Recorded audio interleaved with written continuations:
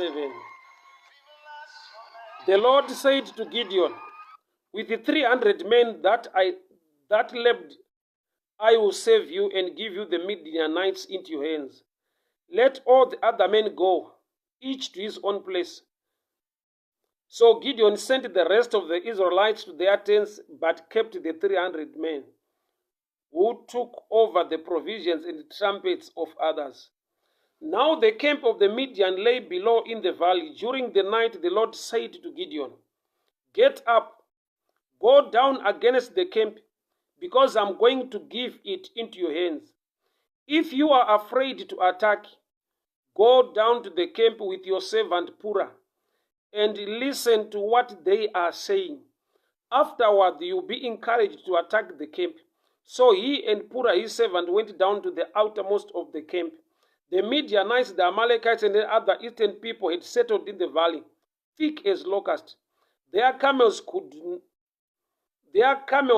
no more be counted than the sand of the seashore. Gideon arrived just as a man was telling a friend his dream. I had a dream, he was saying. A round loaf of barley bread came tumbling into the Midianite camp. It struck the tent with such force that the tent turned and collapsed. His friend responded, This can be nothing other than the sword of Gideon, son of Josh, the Israelite. God has given the Midianites and the whole camp into his hands. When Gideon heard the dream and its interpretation, he worshipped God. He turned to the camp of Israel and called out, Get up, the Lord had given the Midianites into your hands. Chaonza, how are you doing? My Mwendamberi, how are you doing? My Mvuri, how's Manchester today? A blessed evening to you, woman of God, Beval Chaleka. May the good Lord protect you and bless you. In the name of Jesus, Faith Kamunjoma, a blessed evening to you. Thank you so much, guys, for tuning in. Our text today is coming from Judges chapter 7, from verse 7 to 13. Judges chapter 7, from verse 7 to 13. Judges chapter 7, from verse 7 to 13. Mwari vari kutaura nemurume unonzi Gideon concerning the battle yavari kufesana nayo, the Amalekites and the Midianites were combined together to fight against the Israelites, but God had raised a man called Gideon. So Gideon, Mwari vataura naye after the separation yevanhu vanwa mvura nemaoko nevanwa nemiromo. I'm not on that today, but ndotatangire pekuti Mwari vanotaura naGideon kuti I want to give you victory with the 300 men. Remember, vanhu vanga vakawanda. I'll read the numbers. So 20,000 men left, while 10,000 remained. Gideon akatanga aannounce kuti vanotya ngavadzokere, and 20,000 left, and 10,000 remained. And the Lord God said, you still have too many people. Ndokubva vaenda pamvura, vamwe ndokubva vanwa nemaoko achisa pamuromo, vamwe ndokubva vanwa nemiromo bedzi. Mwari ndokubva vati kuna Gideon, vanwa nemiromo bedzi ngavadzokere kumba, but vanwa vachera mvura nemaoko achisa pamuromo wavo ndovanogona kukontinya nawo. So he was left with 300 men out of a group inosvika kuma around 20,000. There was a lot of guys in the camp. Remember, vari kuda kunofighta maAmalekites and the Midianites vakawanda, but Mwari vari kutanga nesubtraction. Still victory. Mwari vataura kuti vari kuda kupa Gideon victory, but havasi kutanga neincrease, vari kutanga nesubtraction. Vari kutapudza vanhu vari kuenda kubattle naGideon. Mwari vari kutanga nesubtraction, yet the Bible is saying Midianites nemaAmalekites, they were combined more like locusts, vasingaverengeke. But guess what? Mwari pavari kuti kuna Gideon, I'm going to give you victory. Vari kutanga nesubtraction yemamembers kana kuti yearmy ya Gideon. So there are times in life yekuti une a promise of God, and what is happening by natural understanding, it's more like subtraction. It's more like kuti uri kutotorerwa zvinhu zvawaitrasta kuti nokuti normally pabattle victory waitarisa number yearmy yauinayo. But this time Gideon, nokuti Mwari vari kumutuma, when God is on your side, number does not matter. Why? Because Mwari vanokupa guarantee victory despite the figures or despite the numbers. So Mwari vari kutanga ne-subtraction pa-army ya Gideon. Kureva kuti there are times ekuti with God's promise over your head or over your life, pane zvinogona kuitika in the process ye-victory yauri kutsvaka, kuti sometimes zviri kuenda ku-negative, yet the sure and the guarantee word raMwari nderekuti you are going to make it. So there are times yekuti kana pane promise yeshoko raMwari, chinotipa doubt sometimes ndeyekuti the process sometimes ndeyekuti pane subtraction. Yet we are facing a challenge in a great army. So Mwari vari kudila nema-numbers first. Mwari havasati vadila ne-enemy ya Gideon. Mwari vari kudila nema-numbers ana Gideon. Ma-numbers ye-enemy anoramba akawanda, but Mwari vari kuti kuna Gideon, you have too many people. Kureva kuti Mwari wako ari kudaita zvikuru nezvishoma zviri pauri. So Mwari vari kutaura naGideon kuti chienda unoseparata vanhu. Gideon ndokubva asara nevanhu 300 out of kuma thousands, around 20,000 or 30,000 people. Ndokubva asara aine vanhu vanokwana kuita 300. Mwari ndokubva vati kuna Gideon, kana uchitya to attack, tora muranda wako Pura uende mukembi yemaMidiana usiku unonzwa zvavanenge vachitaura. Kureva kuti Mwari vari kuti, I want to build you through information. I want to build you through information. Remember, Mwari vari kutaura naGideon personally. Mwari wamasimba ose vari kutaura naGideon. Mwari ndokubva vadiscover kuti Gideon haana much faith yezvandiri kutaurirana naye, to a level yekuti Mwari vanoti, I will use another man to help you build your faith. It's very shocking. I want you to hear this message. Mwari vari kutaura naGideon, separate these people, endani ava, takura ava. But Mwari ndokubva vati kuna Gideon, but iwewo kana uchitya. Kureva kuti Mwari vari away, God is all that sure, kuti vari kutaura newe uri mupresence yavo, but you are not at a level yefaith mavari, uchiri nefear. Mwari ndokubva vati kana uchitya. Remember, pa first bunch revanhu vadzokera kumba, Gideon angapiwa instruction naMwari, that's Judges 7 verse 3. Announce now to the people, anyone who trembles with fear must go back and leave Mount Gilead. So 20,000 men left. So 20,000 vakabva pana Gideon aannounce kuti vanotya ngavadzokere. And this time Bible shoko raMwari, Mwari vari kuti kuna Gideon, but iwewe kana uchitya. That's Judges 7 from verse 9. During the night the Lord said to Gideon, go, get up, go down against their camp, because I'm going to give victory into thy hands. If you are afraid to attack, go to their camp with your servant Pura. Pano pari kumentionwa kutya in another dimension. Why? Because the Bible says the fear of the Lord is the beginning of wisdom. So Mwari pauri kuti kuna Gideon, if you are afraid, if you fear, kana uchitya, tora muranda wako Pura uende. Yeti Mwari vatendera Gideon kuparidza vhangeri kuti vanotya ngavadzokere.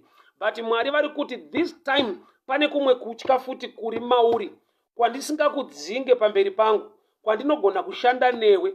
Why? Nokuti bhanchi rekutanga re20,000 vabviswa, vanzi vanotya ngavadzokere. Vanotya ndokubva vadzokera 20,000. But Mwari vari kubva vati kuna Gideon, if you are afraid. Because this dimension of fear is not the fear of the enemy, is the fear of the Lord. Nokuti munhu ane the fear of the Lord will do what the Lord says, although achita sekunge ari ku disadvantage. Imagine kuti he is going into the camp of the enemy with one guy, kuti vakaenda vari 2. Yet vanhu havakawandisa, but nokuti Mwari vamuti kana uchitya, take your servant Pura.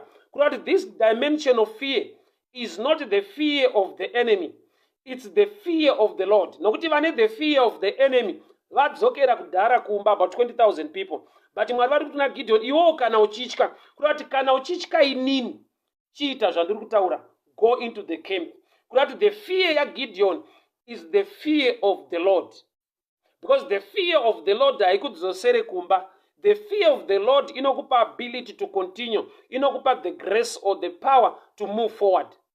Fear yekutanga yakonzera vanhu kudzokera kumba, but fear yekutaurwa naMwari kuna Gideon ndeyekuti if you are afraid, go. But vekutanga vanzi, those who are afraid, go back. But this dimension of fear, iwe Gideon kana uchitya, go.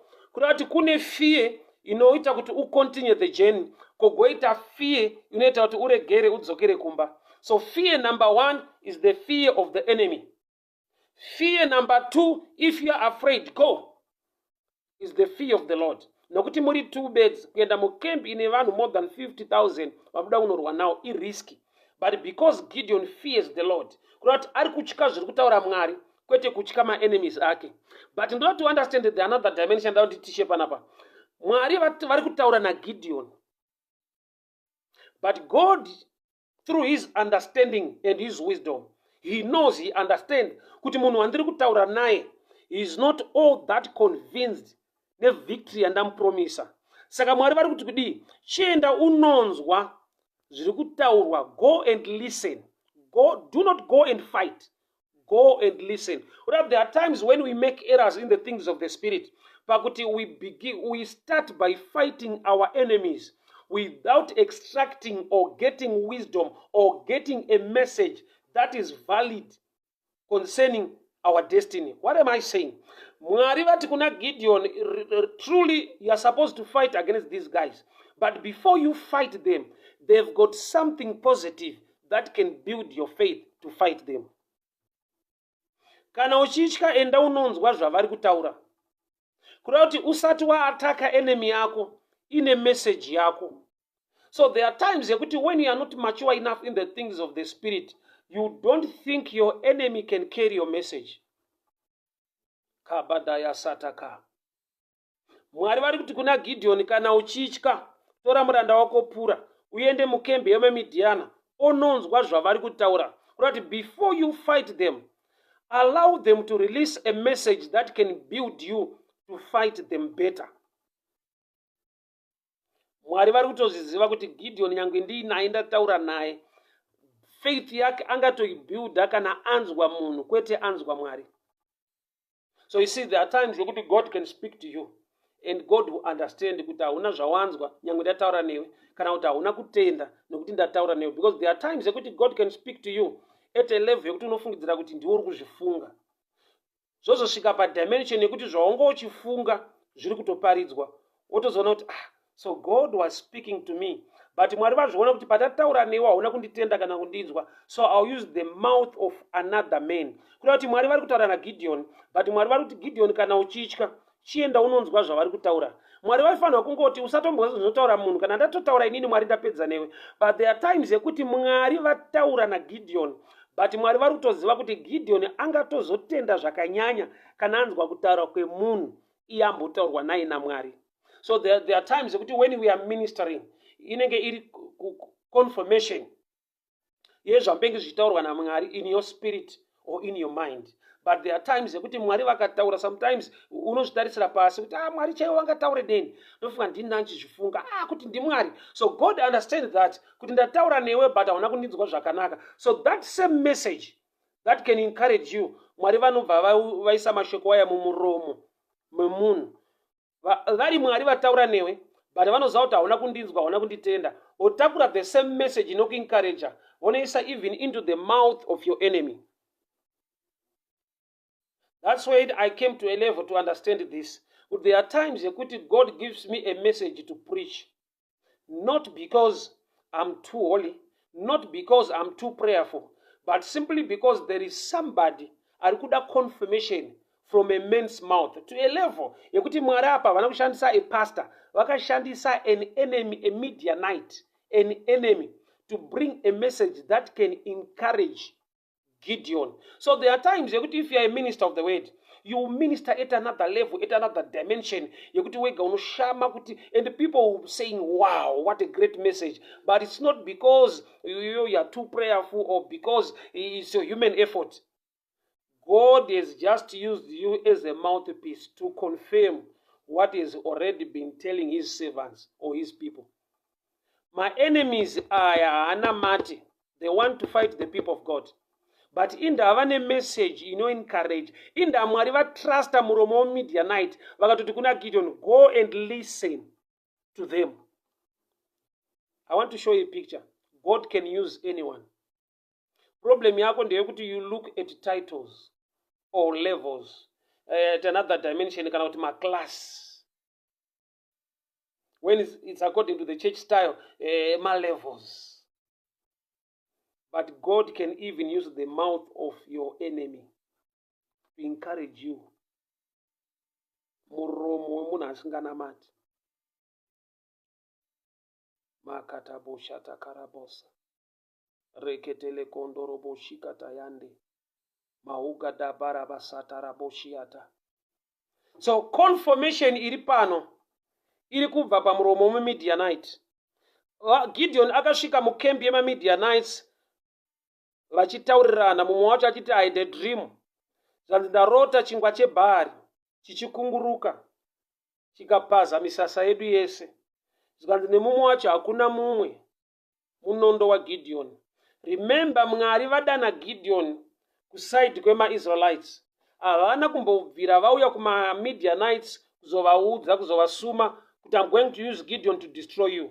But these guys pavaita a dream, prophetically munhu apika a name yeti pataurwa chingwa, not a person. Zvanzi ndarota chingwa kwete munhu, but somebody ari kuona chingwa semunhu, and that person ndi Gideon. Zvanzi I had a dream. I saw a barley loaf of bread rolling, trembling against the tents, our tents. Zvanzi nemumwe wake hakuna chimwe munondo waGideon. That's Judges 7 verse 18. Gideon arrived as a man was telling a friend his dream. I had a dream, he was saying. A round loaf of barley bread came tumbling into the Midianite camp. It struck the tent with such a force, and the tent overturned and collapsed. His friend responded, this cannot be any other than the sword of Gideon, son of Josh. Prophetically, this guy is correct. Parrot kwa chingwa, but interpretation, zvanzi ndi Gideon. In our interpretation, iri all that correct, yet these people havana mati. Vazvitora papi kuti Gideon ndiye chingwa chebhari changokunguruka chikapaza misasa. Remember, pa battle they use swords and many other weapons. But mu dream pane chingwa kwete sword. Chiri kupaza misasa chingwa. Chingwa represent Christ. Jesus is the bread of life. Chingwa represent Christ, and Christ is the word. Kurati Gideon paangopiwa shoko raMwari akaritenda, he now carries a weapon that can shatter down everything. Gideon now nokuti atenda shoko raMwari ndi Jesu, Jesu ndiye chingwa. Saka uyu paari kuti ndarota chingwa chebhari chipaza misasa. In other words, ari kuti Gideon paango receive the word of God, no matter anoita sekunge chinhu chemanga-manga, noti chingwa chebhari isubstitute yechingwa chewheat. Bhari yanga iri a plant iri drought resistant. Zvekuti panguva yedrought vanga vasingabike chingwa chewheat, panguva yedrought vaibika chingwa chebhari bread. Kurati yanga iri substitute. Yanga iri substitute. Saka ukazvitarisa even pakudanwa kwaGideon, anoti kurudzi rwakaManase, rudzi rwedu ndo rwepasi-pasi. Kuda kuti hatisiri su tinotarisirwa. Kune wheat, kune quality yevanhu, kune type inotarisirwa. But type yedu iyi haitarisirwe, because kurudzi rwandinobva inini, kurudzi rwekwedu tisi rudzi rwepasi-pasi from the tribe of Manasseh. Zvoreva kuti Gideon nechingwa chebhari, they are the same. Bhari bread yanga iri substitute. Original bread vaidya from wheat, but chebhari chaigadzirwa kana muri mudrought, nekuda kwekuti havana kuproducer wheat, nekuti bhari yanga iri drought resistant. I'll read Judges 6 verse 17. Gideon replied, achitaura neangel. Judges 6 from verse 14. All right. Judges 6. I'll go kumsoro mshana. Angel iri kutaura na Gideon concerning the battle. All right, I'll read Judges 6 from verse 3. From verse 4. They camped on the land and rooted the crops up to Gaza. That's very far. But when, just 6 verse 7, when the Israelites cried out unto the Lord, he sent a prophet who said, this is what the Lord, the God of Israel, says. I brought you out of the land of Egypt, out of slavery. I snatched you from the power of Egypt. I drove you from, it's a long story. The angel of the Lord came down under the oak in Ophrah, and that belonged to Joash, Ab's right, where his son Gideon was threshing wheat in a winepress to keep it from the Midianites. When the angel of the Lord appeared to Gideon, he said, the Lord is with you, mighty men of valor. But Gideon said, if the Lord is with us, how? Why all this is happening to us? The Lord has abandoned us. And the angel of the Lord turned to him and said, go in your strength and save the Israelites from the Midian. I'm sending you. But Gideon replied, verse 15, how can I save Israel? My clan is the weakest in Manasseh, and I'm the least in my family. Ari kuintroduce identity yake inoita resemble barley bread. Nokuti normally chingwa chaigadzirwa newheat. Chingwa chebari yanga iri substitute. Sa Gideon ari kuti rudzi rwekwedu rwakaManase manje nderwemanga-manga. Hapana zvimwe zvatingagone kuita. We are the least pamatribe ekwaIsrael. Kune vari nani, kune vane strength vanogona kushandiswa naMwari. So Gideon nechingwa chebari, they mean the same. Kurati this guy uri kuita interpretation yedream in a revelation dimension, because pataurwa kunzi chingwa, not a person, but uyu pataurwa chingwa auna munhu. Which means there are times yekuti Mwari vanotaura neupenyu hwedu, but vanogona kutaura in this dimension yekuti you can have a dream isina vanhu mukati, worota chiri chingwa chakakukomberedza. Womuka mangwana uchifungidzira kuti there's some pane zvekudya zvichauya mulife mako, yeti chingwa ichocho sometimes chiri kurepresenta vanhu, the less privileged you are supposed to help. Okay, I'll leave that one aside. So the Midianites, paitika a dream mumwe ndokubva interpreter. Zvikanzi it struck the tent with such a force that the tent overturned and collapsed. His friend responded, this is not other than the sword of Gideon, son of Joash. The Lord had given the Midianites the whole camp into his hands. When Gideon heard the dream and its interpretation, he worshipped God. Remember, kwese kwandabva naGideon hakuna worship. Gideon began to worship God after hearing the dream and its interpretation. While he was still in the camp of the Midianites, he worshipped God. Which means worship, it's another dimension. Yaunogona kuita even in the midst of trouble when you get a right revelation. Gideon haana kuwoshipa Mwari achiri kuside kwevaIsraeri, which is the good side in hama dzake. But wakawoshipa Mwari ari mukembi ema enemies, in the midst of trouble, in the midst of COVID-19, in the midst of this pandemic. But when you get a revelation, when you get a message, you will not build a much faith and trust in the Lord, it can lead you to worship. Gideon haana kuwoshipa because awana victory. Gideon akaworshipa nokuti anzwa a message inoreva victory. Saka Mwari vamuti go and listen. Kureva kuti there are times yekuti Mwari vaita zvese newe. He wants you kuva munhu anoteerera, kuva munhu anoita listen to others, anoita listen to the right message. Uri kuona here kuti even kukembi kwevaIsrael hakuna munhu ashandiswa naMwari to preach a message that can encourage Gideon. But God is to use the mouth of the enemy to preach a message that can make Gideon strong in spirit and in faith. Remember, he's chosen by God. Mwari vamusarudza. Atoprofitwa akatorwa neangel kuti you are a mighty man of valor. God has used you and you do great things. After this kind of salutation and empowerment from an angel, God wants him to hear from an ordinary man who is an enemy. Anzwa kurumbidzwa kwese nekuudzwa kwese kuti was a danger atinayo sometimes when people honor you or respect you. It's hard for you to go and listen to others, especially when you are a preacher and people respect and loves you. unosvika palevel dimension yekuti hauna wauchanzwa, and that's the beginning of your falling down.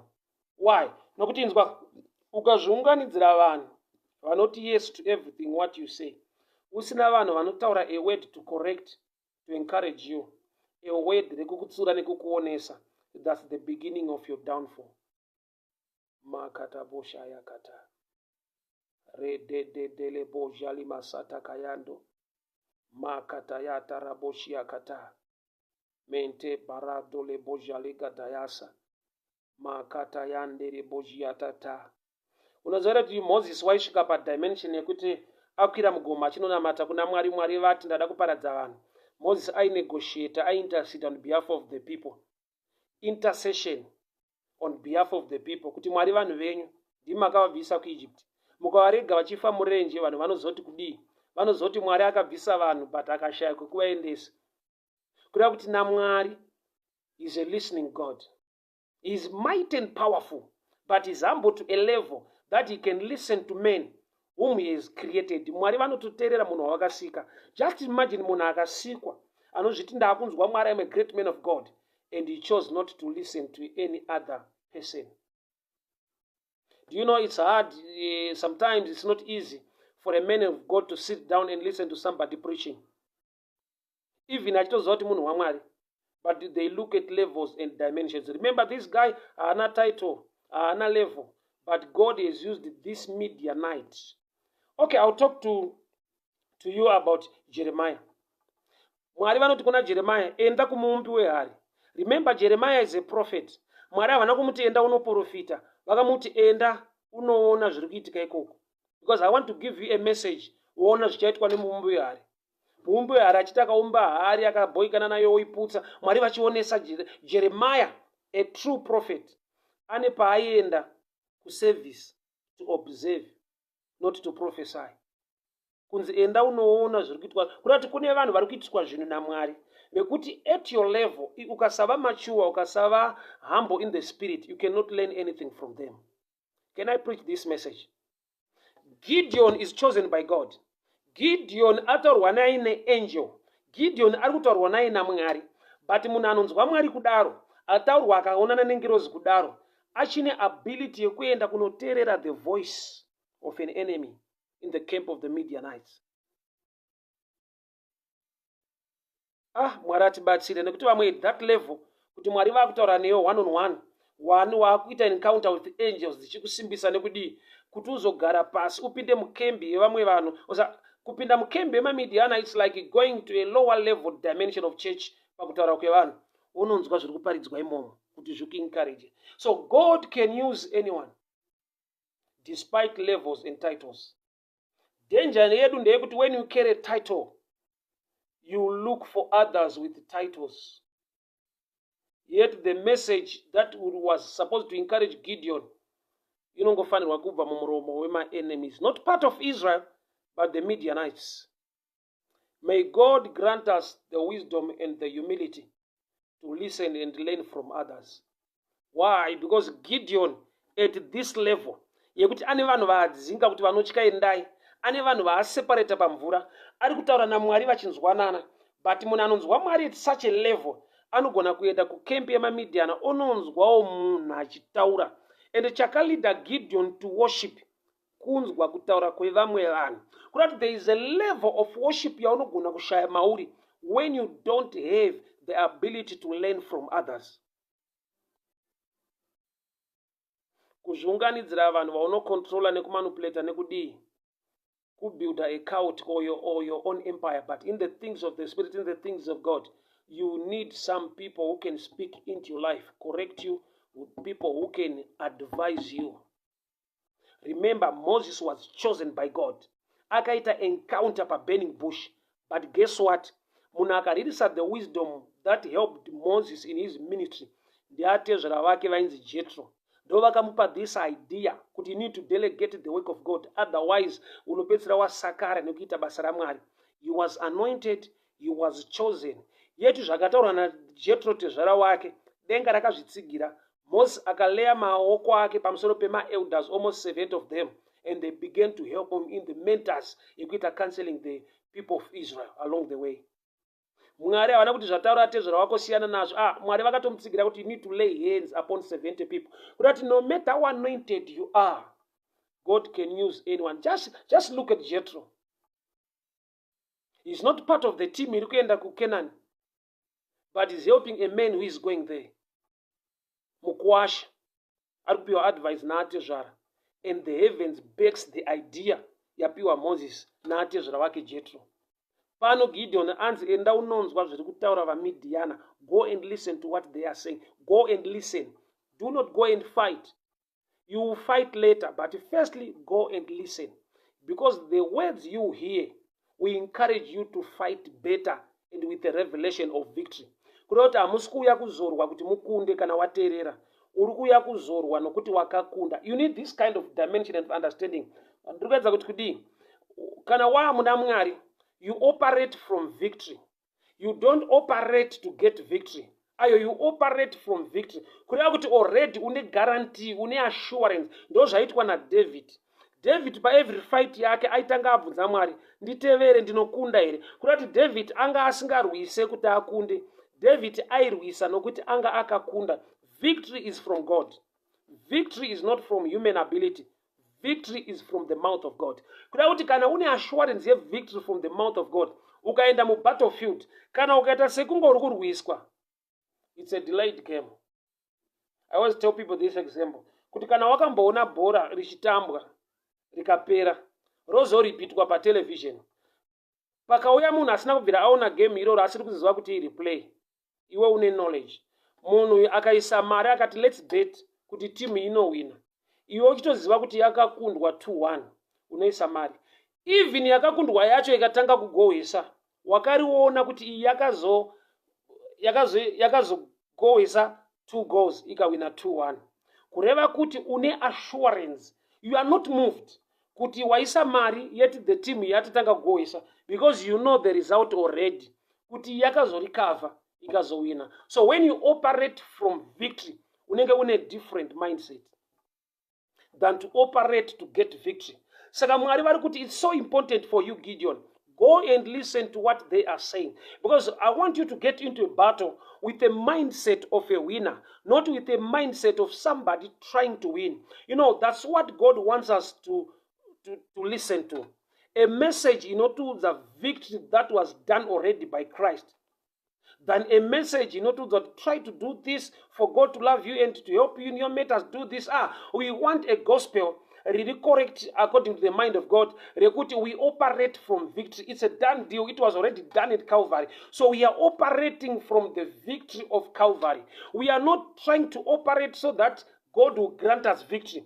Victory was already done at Calvary. So we operate with a mindset that no matter what the enemy is doing, I'm assured I carry the grace and I have this understanding. It's already done. Go and listen to what they are saying. Go and listen. Remember, you're supposed to fight against these people.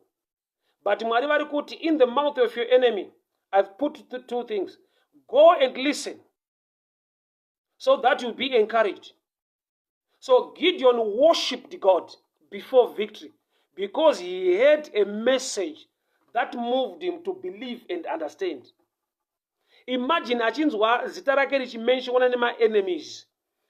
Mumwe ati ndarota chingwa, munhu obva ati aiwa ndiGideon iyeyo, ende Mwari vatomupa kukunda against us through the mouth of the enemy.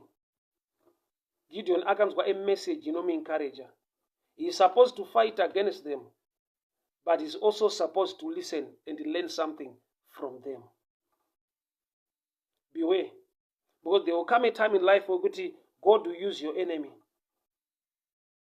to speak into your life. And the pfungwa yako ingori pfungwa mindset yekuchechi kuti only my pastor speaks to me, or only kuchechi Mwari ndo pavanotaura. Mwari havataure kuchechi chete. When you do that, you limit God. Mwari vanotaura chero pavada kutaura newe, nenzira dzavada kutaura newe. Moses akanzwa the voice of God from the burning bush. It was not a church, there was no choir, hapana kuimba, hapana praise and worship. God just chose to speak to Moses through that incident.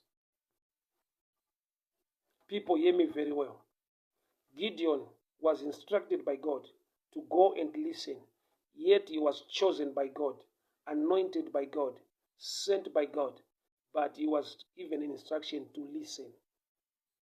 Mweya wekuteerera when you have a title, mweya wekuteerera kana wakunzwawo Mwari unotinetsei dzimwe nguva, and that's where we mess it up.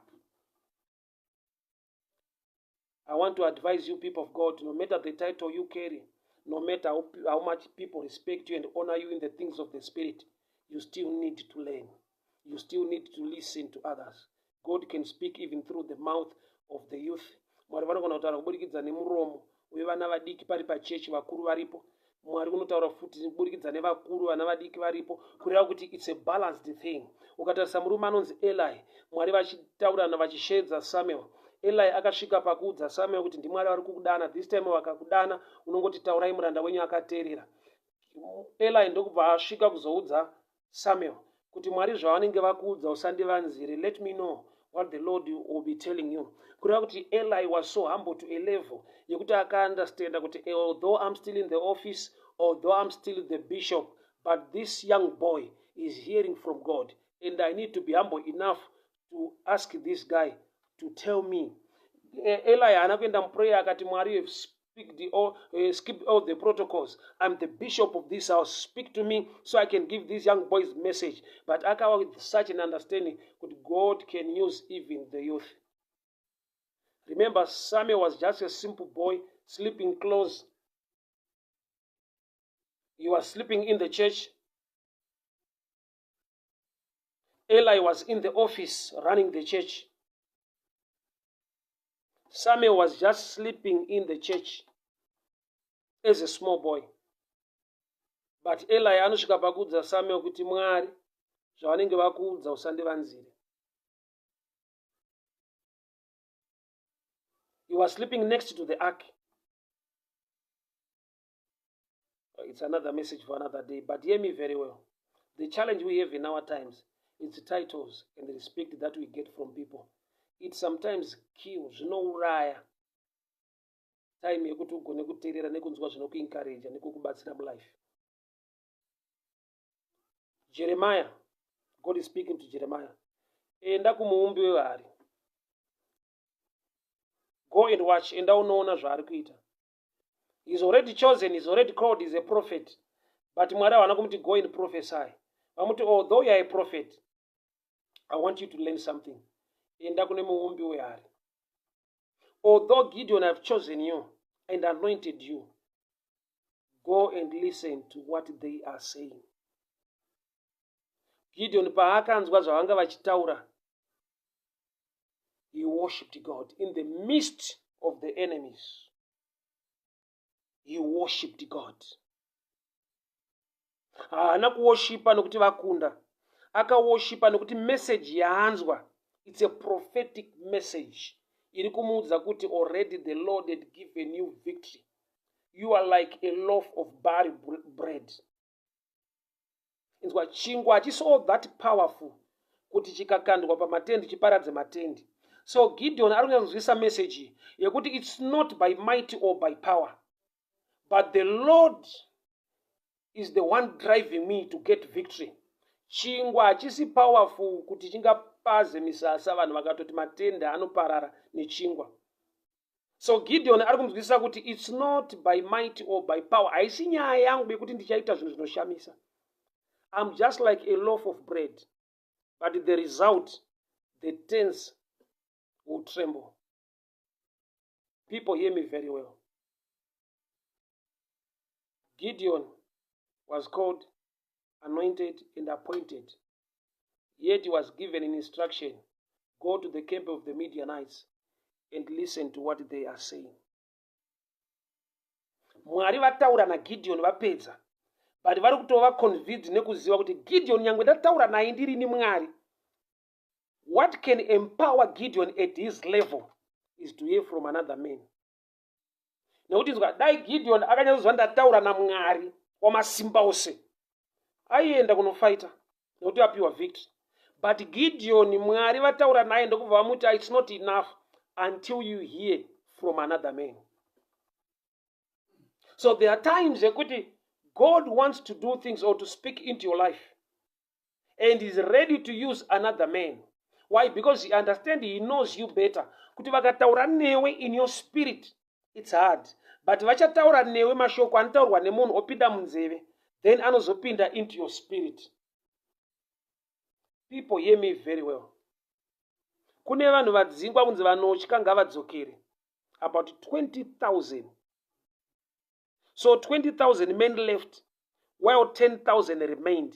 Ndokubva aenda nevamwe pamvura pavakanonwa mvura. Nyaya yekunwa mvura rega ndiexplain zvishoma. Kune vakanwa mvura nemiromo, kogwaita vainwa mvura vaichera mvura nemaoko vachiisa pamuromo.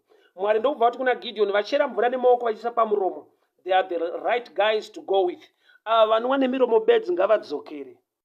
Vanova nemiromo bedzi nevanova nemaoko vachiisa pamuromo vane one thing in common, vese vanwa.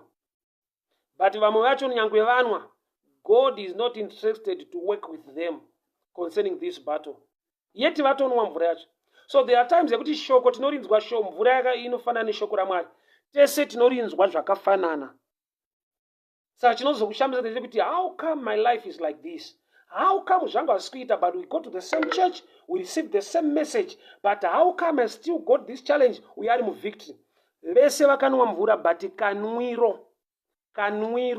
Vamwe vakanwa nemiromo bedzi, vamwe vakachera mvura nemaoko vakaisa pamuromo. Mwari vakati vachera mvura nemaoko vachiisa pamuromo, ndovanoda kuti vaende newo kubato, nokuti ndichakoza kuti muve nevictory. Sei Mwari vasarudza vanhu vanwa mvura nemaoko vachiisa pamuromo? Mvura yakafanana neshoko raMwari. Mwari vari kungoti ndiri kuda vanhu vanotenda shoko rangu, kwete nekuritaura bedzi, but vanotenda kurirarama. Maoko anorepresenta mabasa, kubata zvaunorarama. Kureva kuti Mwari vari kuti ndiri kuda vanhu vekuti shoko kana raparidzwa havafambe vachingoti powerful bedzi nekungoritenda nemiromo yavo, but vanoita put into practice. The same yakataurwa naJesu kuNew Testament, kuti vanonzwa shoko nekuriita ndo muvaki akachenjera anovaka imba padombo. Asi vanonzwa shoko nekusariita, muvaki akapusa anovaka imba yake pajecha. Kuda kuti vese vanovaka, apa vese vanwa, but kanwiro. So kanwiro kemaoko ishadow picture yemunhu anoti kana shoko raparidzwa asati aritaura anotanga arirarama. Kuda kuti rinotaurwa rinofanirwa kuraramika. Maoko anorepresenta kurarama, kubata, action. Saka ava vari kunzi vanhu nemiromo vanhu vari too prayerful, but they lack application. Ava vanhu nemaoko, they apply the word. They pray and they apply the word. They pray as well, but they apply the word. Ava vanhu nemiromo bedzi, they just pray and they don't go for application. They don't apply the word. So Gideon chitora vanhu nemaoko vachiisa pamuromo, ufambe nawo. Kuda kuti Mwari vari kutoti even vanhu ndichida kuti vakubatsire, but they are dangerous people vari within the camp vanongoda vhangeri repamuromo vasina the action inova involved. Somebody is asking for the verse. It's Judges chapter 7. You can start from Judges chapter 7 verse 1 to verse 15. Judges chapter 7 from verse 1 to verse 15. Go and listen to what they are saying. Go and listen. Go and listen. Go and listen. Enda unonzwa. But ndiMwari vari kutuma munhu kunonzwa. Kuda kuti kana shamwari chamauri chinokupa humility yekutomboendawo kunonzwawo richitaurwa. Ivo Mwari vari kutaura naGideon, ndavari kumuti go and listen to what they are saying. Gideon asvika ikoko ndokubva anzwa. Remember, these guys were talking, vaitaura pachavo, not to Gideon. But Mwari vamuti enda unonzwa. Go and listen. I need to read so that you can get it better. Right. Judges 7 verse 9. During the night the Lord said to Gideon, get up, go down against the camp, because I'm going to give to you into your hands. If you are afraid to attack, go down to the camp with your servant Purah and listen to what they are saying. Remember, they are not saying this to Gideon. Vari kutaura pachavo, but a message ya Gideon. Vari kutaura pachavo, shamwari ndarota chingwa chichipunza matende edu, vanga vasingataure na Gideon. Remember, auya during the night havasi kumuona, but vari kutaura pachavo, but message iri ya Gideon. I've discovered this in my life as well. Mazuva atinoenda kustreet kunoparidza, there are times yekuti maybe you are driving, watakura munhu, you are communicating with the person.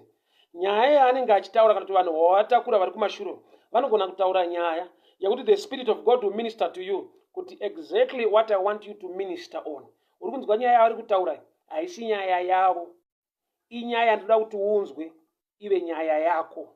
So that sometimes that's how I get a message, because normally preaching every day in the streets, it's not by research or by a great understanding. It's just by revelation, by the grace and the gift of God. So there are times you don't get the message from anywhere. You get the message kuvanhu vawatakura kana kuti kuvanhu vawangosanganidza navo vachingotaura nyaya dzavo, mweya mutsvene wotokuzevezera wotokuudza kuti uri kunzwa nyaya yavari kutaura iyi haisi yavo. I remember maybe it's yesterday or day before yesterday, pandakapa example yevapfana vandakaona murodhu, 3 guys, one kane 10 years vamwe vane 13 and 14. So 13 and 14 ndo vaidiscassa kuti handi tinoona vasikana vedu vaivai ke10 kachiramba. So ini ndakabva ndafungidzira kuti kari kuramba ke10 kakane discipline akafarire zvevasikana. Mweya mutsvene ndokubva andizevezera kuti I want you to teach on the level, understanding or dimensions and levels. I remember there is such a message on YouTube. Why? Nokuti uyu chiri kuita kuti arambe kuenda kuvasikana we10 years haisi discipline. He is not mature enough. Akasati kakura, akasati kakuzonzwisisa, the feeling is still very far. But ava mature, the feelings there right now vakura. So level iri kupa reasoning, haisi discipline level.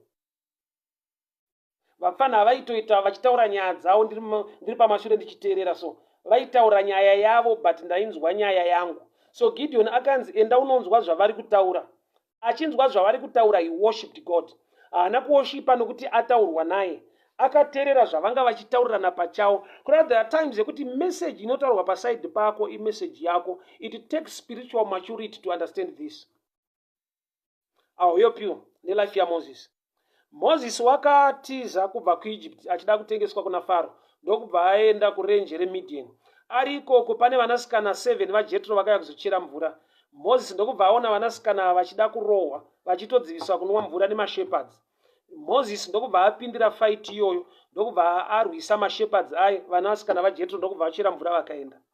Vari kumba baba vacho vakabvunza kuti ndamakasika kudaro, ndokubva ataura kuti pane murume atibatsira so and so, zvikanzi komba musire endai munomutora.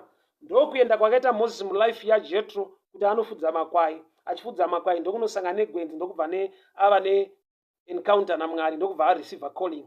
But tiri kuona kuti pakatangira nyaya yaMoses inyaya yekuti pairwiswa vasikana ava, mashepherds anga asingarwise vasikana, mashepherds airwisa Moses, nokuti Moses life yake iri connected pakubatsira vasikana ava. Saka mashepherds vaitodzivisa Moses kucalling yake kunosangana naMwari kugwenzi, akushanda kufudza makwai aJethro. So there are times yekuti nyaya iri paside pako inyaya yako.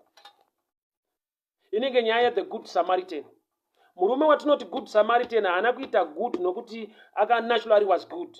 Akaita good paakaatenda munhu anga ari wounded, munhu anga arohwa akuvadzwa ari along the way. Kureva kuti imwe good yako inongomanifesta ukaatenda pabedhi yemumwe. Let me put it this way. Uyu murume uyu ari palevel yekuti is wounded, arohwa akuvadzwa nematsotsi. So murume akasvika achimubatsira ndokubvanzi good Samaritan. Kureva kuti hazviite kuti uite good kana usina nechekuita nevamwe vari mubad situation. Kureva kuti kuignore ari mubad situation, kuignore a title yekuti uzonzi good Samaritan. You will never be a good Samaritan without attending somebody's situation. That somebody's situation is a situation for your promotion or a situation for you to be recognized. Kuti mauri mune a good thing. Thank God for that. I thank God. Ndinotenda Mwari. Kare ndaifunza kuti Peter ndiye akasimba pavadzidzi vese. Kana Jesu paakabatwa muGetsemani vese vakatiza, Peter haana.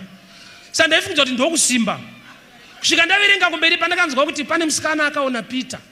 Zvikanzi uyu mumwe wacho, Peter akaramba ka3. Kurati Peter hatize, anoteera kuti arambire ikoko. Ikoko ndokwa kumusangano harovhe anozorambira muno. Ndo manenge achiti zvazviite. Izva komadi kusauya. Pakangoimbwa so maimbire wayaya. That's right. paitwecha ko wadi kurova mweya wapita wokuti anoramba ari munomu apa ndakubata Peter wabatwa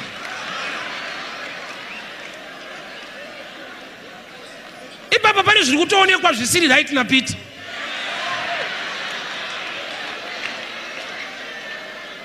kuna atoonekwa kunzi hakusi kupfeka ndi Peter ye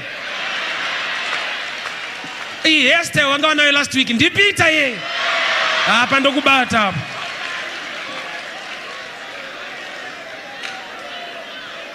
haurovhe aiwa unoteera kuti urambire muno moyo wacho handina iwowo wokuti kamunhu kanoswera kachingodhakwa kachikushungurudza chingoti murume wangu Mwari rangarirei murume wangu ina handizvigoni agonawo kubvumawo zvinogonekwa nevamwe ka iwe pane kutsungirira kune madzimai kwekuti dai tiri isusu vakadzi vacho takaenda kudhara tigarire izvo zvigone iwe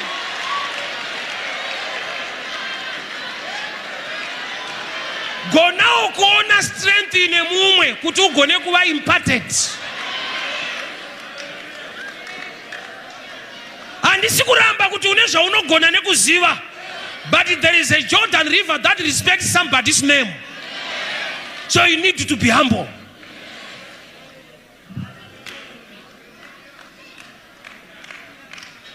Mwari anenge achingotaura ndiri Mwari waAbrahama waIsaka waJacob varume vari 3 vava vane strength in different areas Mwari waAbrahama Mwari waIsaka Mwari waJacob inda vachida kuziasosita nemazita aya ari kuti mumwe nemumwe ane nyasha dzandakaisa maari ukadawo zvawada munguva yefemine shedza Mwari waIsaac akamudza kuti dyara mufemine munzvimbo yegera akakohwa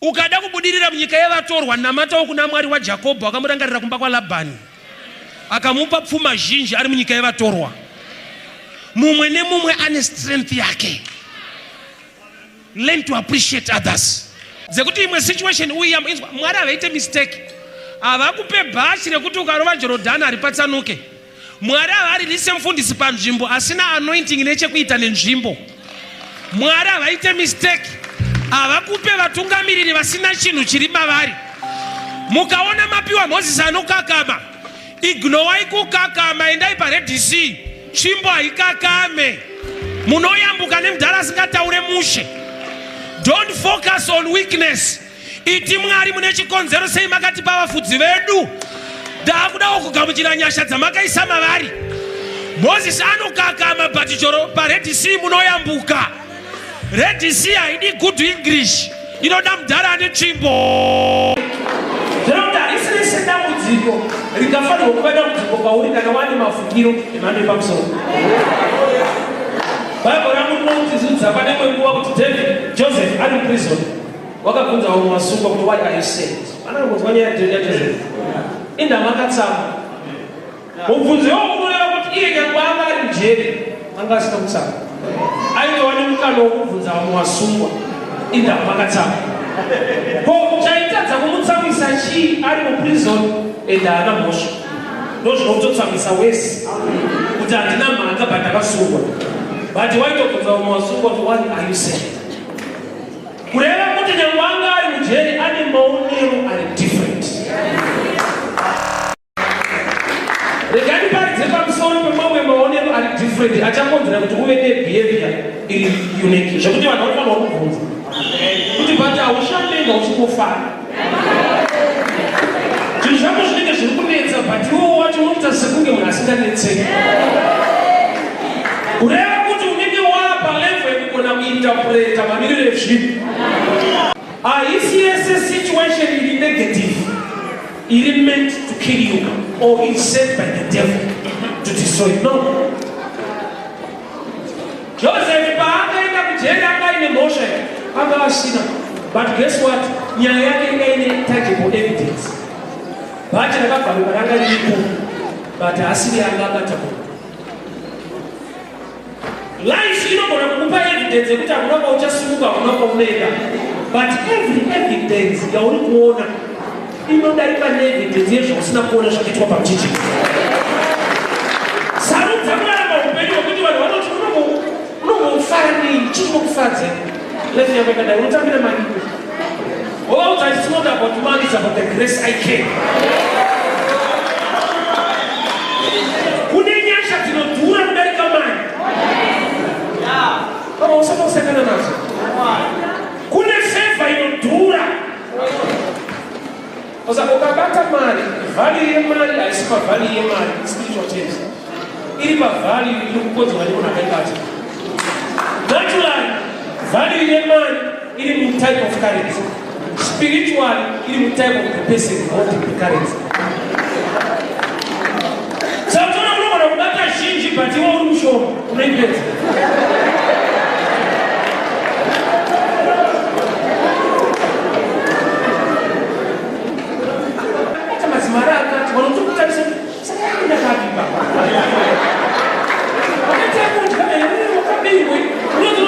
Maria told me, I'm not